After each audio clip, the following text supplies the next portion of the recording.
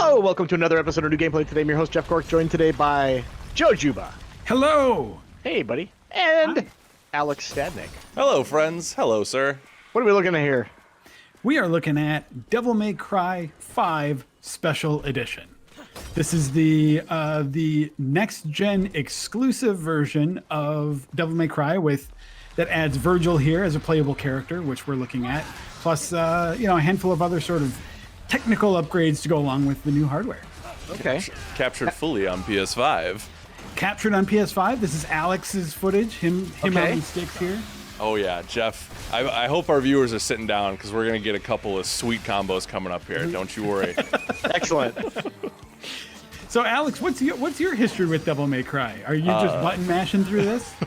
I am learning as I go. All right. It is a blind spot for me in my gaming backlog, but the tutorial does a good job of kind of catching you up on the combo system. I think it's pretty easy to pick up. Obviously, much harder to master type of thing. Yeah, you're doing a good job of juggling yourself. Oh, which is pretty neat. I do what I can, my friend. So, for anyone who's played previous Devil May Cry games, you are probably especially if you're a fan of the series, you're probably familiar with the concept of let's add Virgil later as a playable character. They did this for Devil May Cry 3 initially, and then for this for the Devil May Cry 4 Special Edition also, and there was even Virgil DLC for Ninja Theory's DMC game. Oh my goodness. So it's at some point, I mean, I still enjoy playing as this character a lot, so it's hard to complain about getting this thing that you like. However, there's also an element of like, yeah, I get it. Yeah. Capcom likes to do that. Like, Capcom will be like, hey, check this out, the Street Fighter reveal for the new game. Blanca's in it. Like, yeah. Cool. So what we're looking at with Virgil here, if you've played previous incarnations of him, a lot of this is going to be familiar. There are some there are some tweaks to his moveset, so he's not identical to previous ones, but he's doing this. He has 3 weapons that he switches between. He's got this sort of Mirage version of the Force Edge. He's got his katana, and he has Beowulf, the like gauntlets and boots. So you can switch between those 3 weapons freely, and then he also has his I'm forgetting the name of it too, but he basically has his teleport trick that he can do, which is sort of his mobility stand-in for Nero's devil arm that he shoots around, right? So it's like one of the big things about Nero's like grappling arm, well, especially in DMC4, was being able to like grab enemies, grab points in the environment, zip around like that. Virgil can do that through this hovering. Can you make the joke demonic commando at any point? That is a good joke. Thank you. Makes sense. Part of what makes Virgil cool, I think anyway, is that he has this kind of this sort of like best of all worlds feeling to him, because so in the base version of DMC5, he needs, like, each mission is assigned one of the 3 main characters, with a couple exceptions where you can pick between them. But so for the most part, like, this is originally a Nero mission. Mm-hmm. Mm-hmm. But because with Virgil, you're playing through the whole game, through all the missions as Virgil. Right. So he needs to be able to do everything that all 3 of the other main characters can. And that's actually one of the things I'm enjoying about this version of it also, is the ability to play through every mission as this single character. Mm-hmm. So yeah.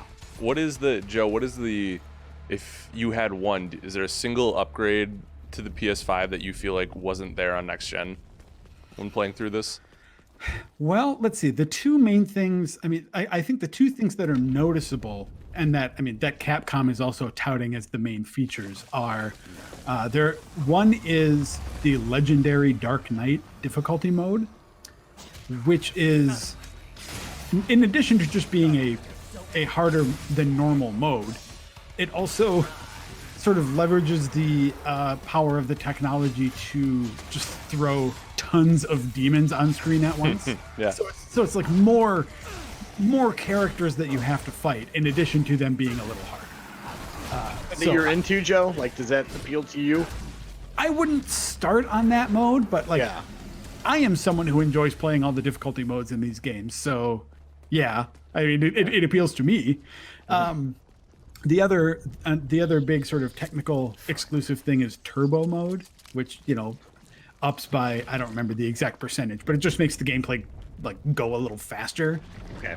Which, you know, for me is a little bit of a trade-off because it can have, I mean, this is something that we've seen in previous special editions of DMC also. And it's like, on one hand, it's fun to see the action go even faster. Yeah. But on the other hand, for me anyway, and you know, some people who are better at the game may not experience this, but it throws off my timing a little bit on certain combos when you're trying to get totally big things going. that. So Definitely. but you know, it's still cool. It's still a fun way to experience the game. So yeah. And then there's another thing. Sorry, I'm just totally talking all over the place. No, man, it's all good. But the other important thing to point out with it is that even though those are next gen exclusive things, and this special edition is a next gen exclusive, if you own DMC5 on PS4, Xbox One, or PC, the current gen versions of it, Right. you can still get Virgil as DLC for, I think it's just $5. Oh, okay. So, I mean, that is definitely the centerpiece of this game, and I think it's kind of nice of Capcom to make that a reasonable price that you can just sort of opt in and get to use the character.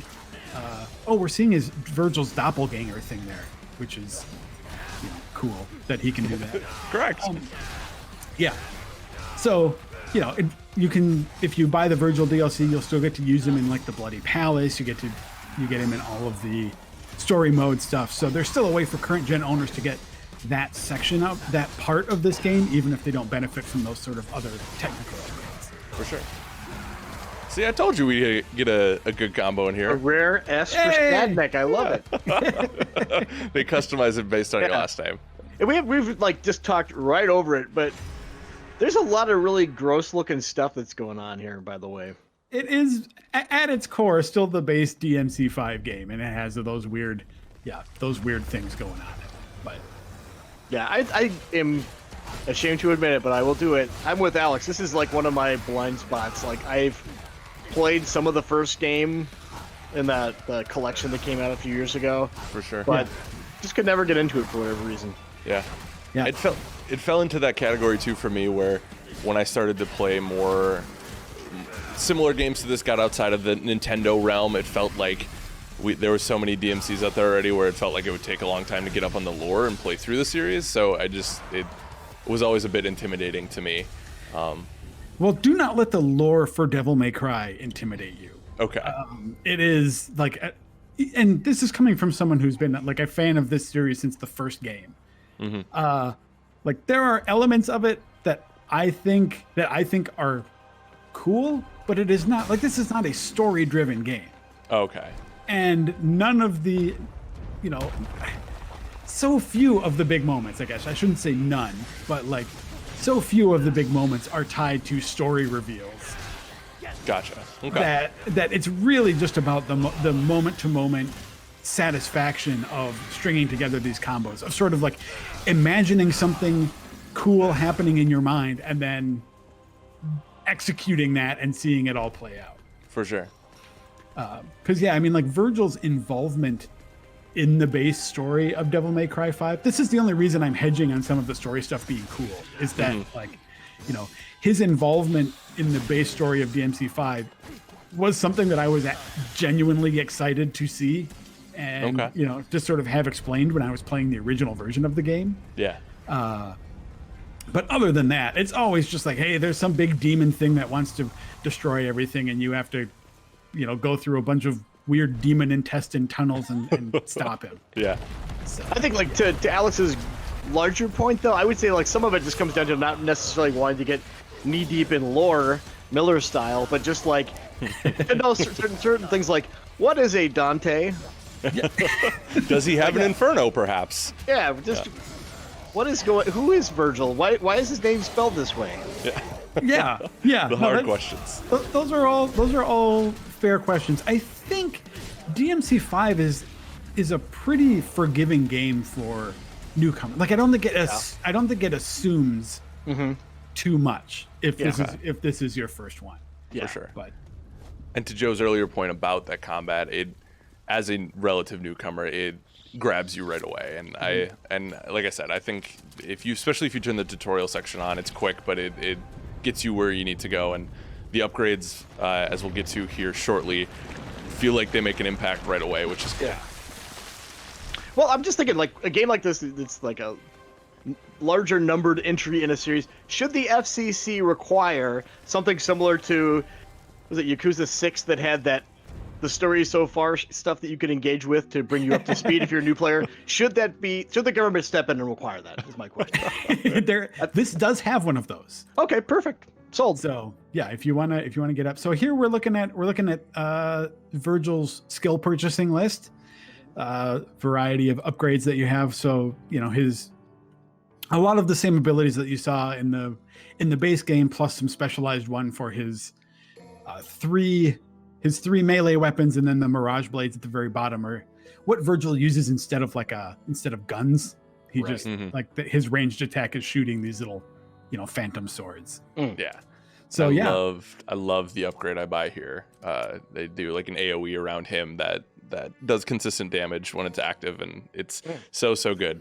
What did you get? The stinger? The spiral blades. Oh, okay. Yeah, the stinger is always my go-to first purchase on things like this. Okay. But, good to know. yeah, and then another thing that's cool. So where it says try, you can try out the different moves to see if you like them before you buy them. For sure. And this is another benefit of playing on next gen, is that transition into the void where you try that stuff out is very quick to and from. Yeah. Yeah, there was no downtime. So yeah, one thing you'll notice about this too, there are no, like normally in the base version of the game there are cutscenes all over the place. They have those taken out when you're playing as Virgil, because obviously the cutscenes involve Nero and Dante and V, and not Virgil. They didn't remake them for this character. There are some unique cinematics for him, but don't want. That's like seeing those is one of the reasons why you would want to play. So I'm not gonna. For sure. Yeah.